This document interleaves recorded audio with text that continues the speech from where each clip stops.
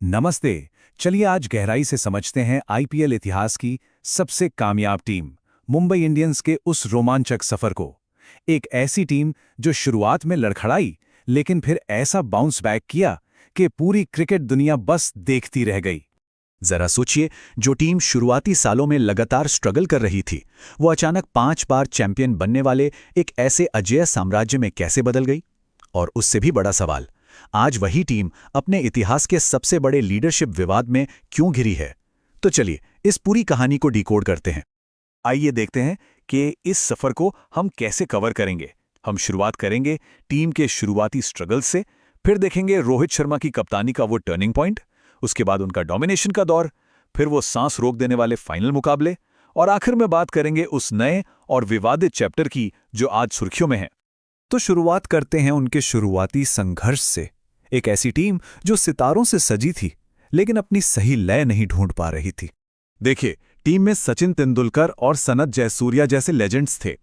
फिर भी 2008 से 2012 तक का सफर उनके लिए किसी रोलर कोस्टर से कम नहीं था। 2008 के पहले ही सीजन में कैप्टन सचिन चोटिल हो गए और फिर वो हरभजन श्रीसंत वाला विवाद। खैर, 2010 में उन्होंने जबरदस्त वापसी की और टेबल टॉप किया, लेकिन फाइनल में चेन्नई सुपर किंग्स से 22 रनों से हार गए। यहीं से शुरू हुई वो आइकॉनिक राइवलरी। फिर 2011 में एक बहुत बड़ा फैसला लिया गया। टीम ने $2 मिलियन की बोली लगाकर एक युवा बल्लेबाज को खरीदा, और वो थे रोहित शर्मा। इसके बाद 2012 में सचिन ने कप्तानी छोड़ी और बैटन हरभजन सिंह के हाथों में सौंप दी। भले ही टीम का प्रदर्शन ऊपर नीचे हो रहा था, लेकिन 2010 में सचिन तेंदुलकर का बल्ला आग उगल रहा था। क्या आपको पता है कि उन्होंने उस सीजन 618 रन बनाए और ऑरेंज कैप जीती।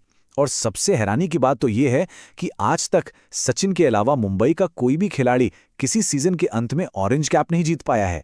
मतलब ये मास्टर ब्लास्टर का एक असली मास्टर क्लास था। अब आते हैं उस पल पर जिसने सब कुछ बदल दिया, रोहित शर्मा का कमान संभालना, यानी 2013 का वो ऐतिहासिक टर्निंग पॉइंट।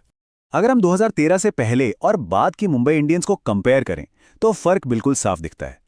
एक तरफ वो टीम है जो शुरुआती विवादों और लगातार कप्तानी बदलने की वजह से फाइनल के करीब आकर भी चूक जाती थी, और दूसरी तरफ है 2013 के बाद की टीम, एक ऐसा अजेय चैंपियन जिसने एक के बाद एक 5 खिताब जीतकर अपना पूरा दबदबा कायम कर लिया।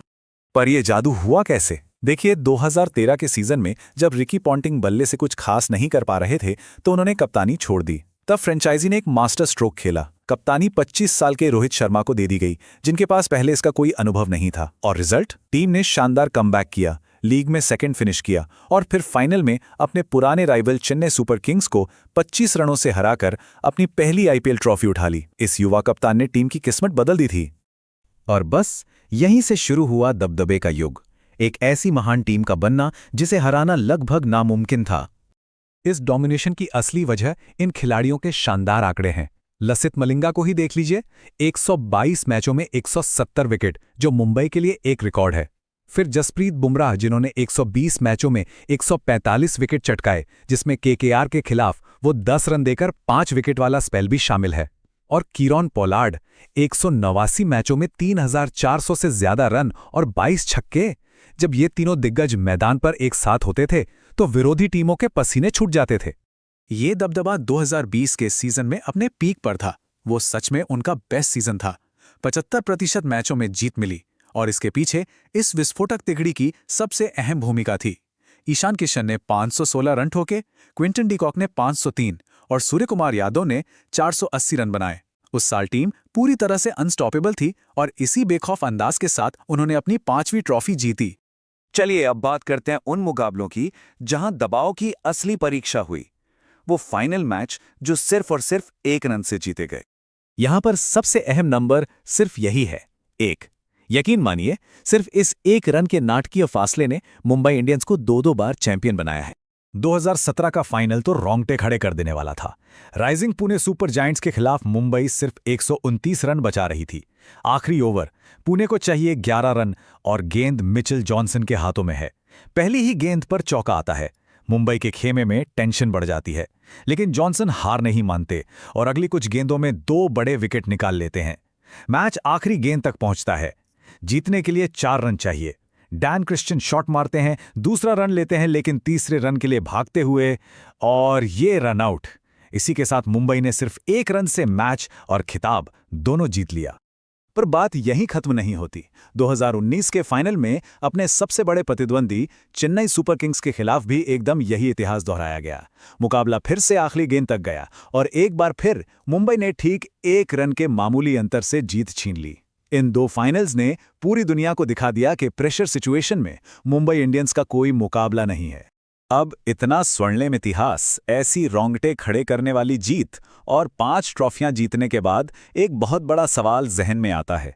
कोई भी टीम अपने 5 बार के चैंपियन कप्तान को आखिर क्यों हटाएगी? और यही सवाल हमें इस कहानी के सबसे बड़े टर्निंग पॉइंट की तरफ ले जाता है, जो हमें लाता है आखिरी हिस्से पर, एक विवादित नया अध्याय।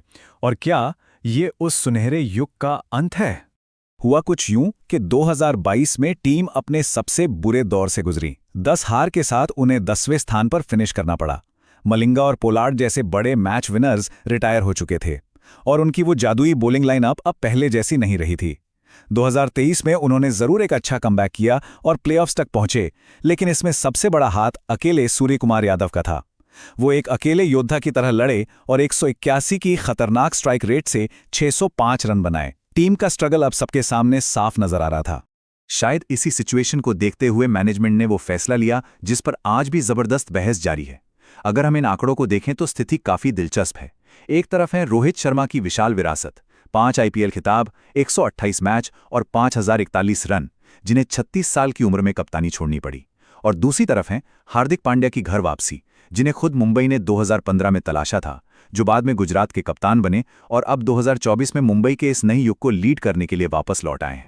तो अंत में ये पूरा सफर हमें एक बहुत ही अहम और बड़े सवाल के साथ छूट जाता है। क्या हार्दिक का ये नया नेतृत्व टीम के कैबिनेट में 6ठी ट्रॉफी ला पाएगा, या फिर मुंबई इंडियंस का वो सुनहरा युग अब हमेशा के लिए खत्म हो चुका है? इस बारे में सोचना जरूर बनता है।